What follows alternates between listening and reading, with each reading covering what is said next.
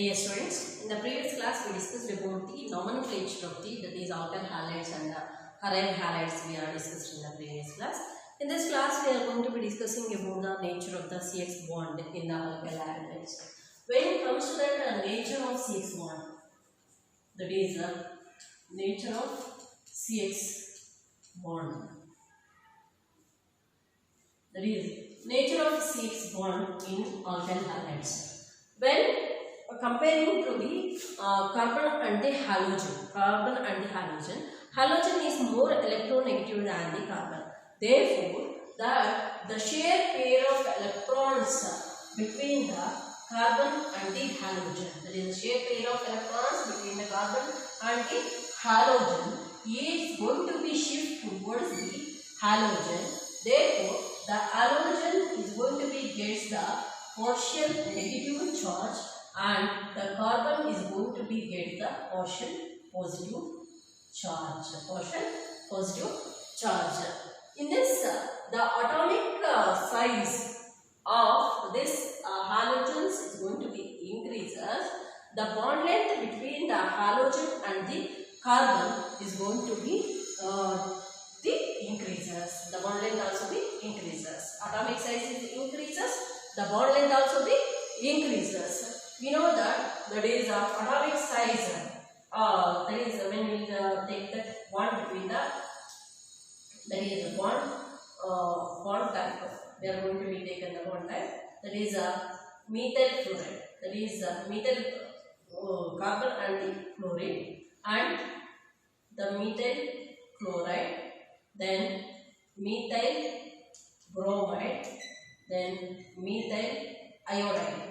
Here, the fluorine, bromine, iodine. We know that in the halogens, the atomic size is going to be increases as we go down the group. Here, the bond length of this, the bond length also be increases. If the atomic size increases, the bond length is going to be increases. That is going to be 139 picometer and 178 picometer, then 193 picometer, and in this 214 picometer you can find that. In this methyl halide we are going to be 214 picometer. Means the bond length is going to be increases. The bond length is going to be increases. Atomic size increases. The bond length is going to be increases. Like this, if the bond length is increases, the bond enthalpy is going to be decreases. The bond enthalpy is going to be decreases. In this methyl fluoride, the bond length is 139 kilometer. Then the bond enthalpy is 452 kilojoules per mole. That is bond enthalpy is going to be 452 kilojoules per mole. Then the bond enthalpy is going to be decreases as we go down the group in this. That is 452 to 351 kilojoule per mole to 93 kilojoule per mole and to 34 kilojoule per mole in this methyl iodide. In the methyl iodide, that is the bond enthalpy is going to be the atomic size is going to be increases. The bond length is also be increases. Then the bond enthalpy is going to be decreases. Dipole moment also be decreases. You can observe this nature of the CX bond. The next we are going to be discussing about the methods of preparation of the alkyl halides. When it comes to the methods of preparation of alkyl halides, we are going to be discussing about methods of preparation of alkyl halides. When it comes to the methods of preparation of alkyl halides, the first one from alcohols. By using from alcohols, we are going to be preparing the alkyl halides. In that alcohols, by using the hydrogen halide, that is the hydrogen, that is halides. That is alcohols, from the alcohols by using the, that is hydrogen halides. We are going to be preparing the alkyl halide. This alcohol generally we are going to be represented by ROH plus, that is then hydrogen halide is going to represent by HX in the presence of zinc chloride. That is in the presence of zinc chloride as catalyst, we are going to be get that alkyl halide, that is RX plus H2 plus H2. This about the from alcohols by using the hydrogen halide. You can write the example for this. Instead of alcohols, you can take that ethyl alcohol. That is ethyl alcohol is going to be treated with the hydrogen chloride. Ethyl alcohol is going to be treated with the hydrogen chloride. We are going to be get that ethyl chloride C2H5Cl plus H2 plus H2O in the presence of zinc chloride as catalyst. Zinc chloride as catalyst. Then this about the by using the hydrogen halide from the alcohols. Then from the alcohols by using the phosphorus halides. The second one is using phosphorus halides. In that phosphorus halides, that is the two mainly are going to be taken, that is phosphorus pentahalides and phosphorus trihalides. The first we are going to be discussing about the phosphorus pentahalides. Phosphorus pentahalide, particularly I will take example, that is phosphorus pentachloride. Phosphorus pentachloride. That is if you are going to be taken that by treating with the phosphorus pentachloride. That is alcohols is going to be treated with, that is ROH is going to be treated with phosphorus pentachloride. We are going to be get that alkyl chloride. We are going to be get that alkyl chloride. That is RCl plus phosphoryl chloride. Phosphoryl chloride, that is POCl3 plus hydrogen chloride. Hydrogen chloride.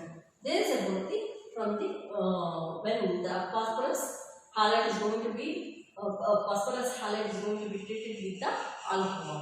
It's treated with the alcohol.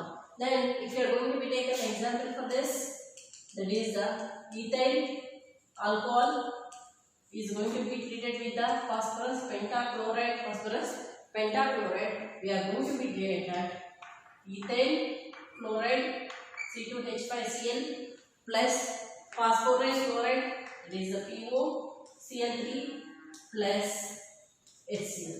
This is about the by using the phosphorus pentahalides. The next we are going to be discussing with the, that is phosphorus trihalides. That is the PCl3. PCl3. That is alcohols is going to be treated with. Alcohols is going to be treated with. That is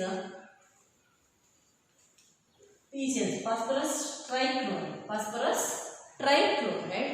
Then we are going to be get that alkyl chloride plus phosphoric acid. We are going to get that phosphoric acid. This is going to be, we should balance the equation. This equation is not balanced. Then now the equation is balanced. Then we'll take some example for this. You can take any example. That is methyl, that is ethyl alcohol or propyl alcohol, anything you can, butyl alcohol.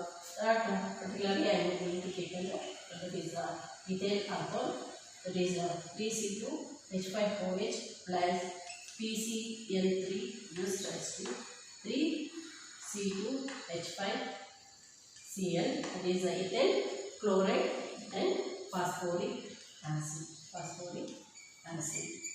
Then the next we are going to be discussing about that. Then this is about the phosphorus pentahalide, phosphorus trihalide. By using the phosphorus halides, in this phosphorus halides, these two we are discussed. Then the third one we are going to be using thionine chloride.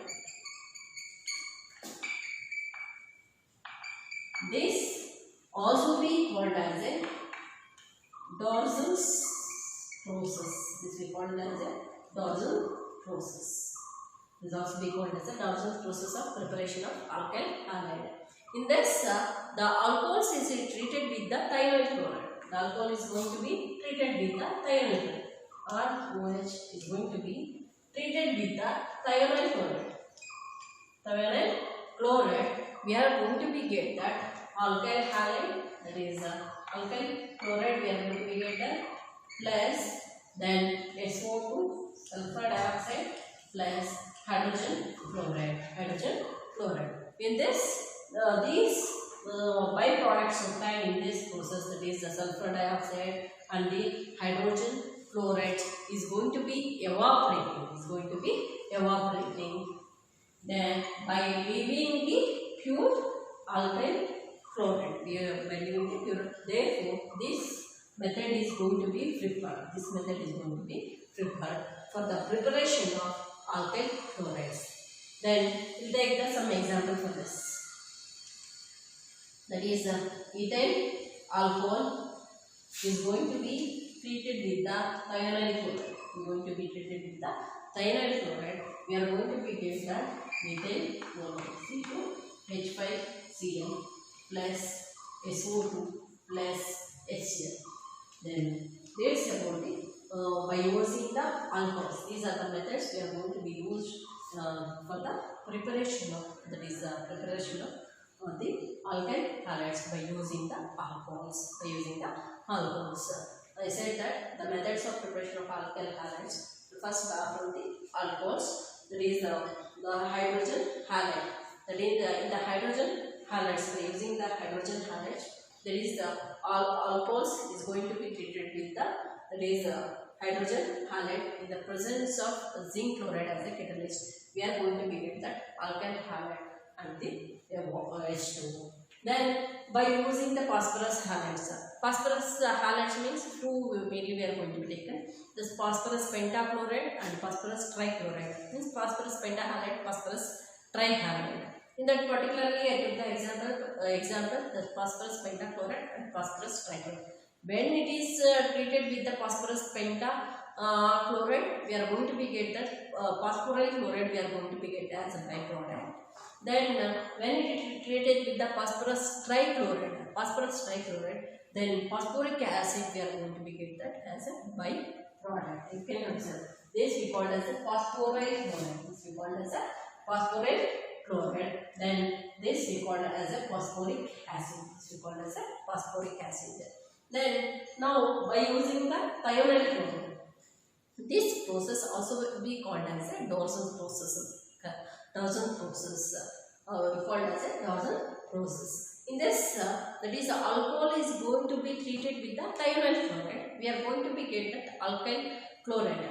This and along with the byproducts, that is sulfur dioxide and the hydrogen chloride. This sulfur dioxide and the hydrogen chloride is going to be evaporating. Therefore, this method is going to be preferred for the preparation of, that is alkyl chlorides. In this I took the example, that is ethyl alcohol is treated with the thionyl chloride. That is we are going to be get that ethyl chloride plus sulfur dioxide and the HCl.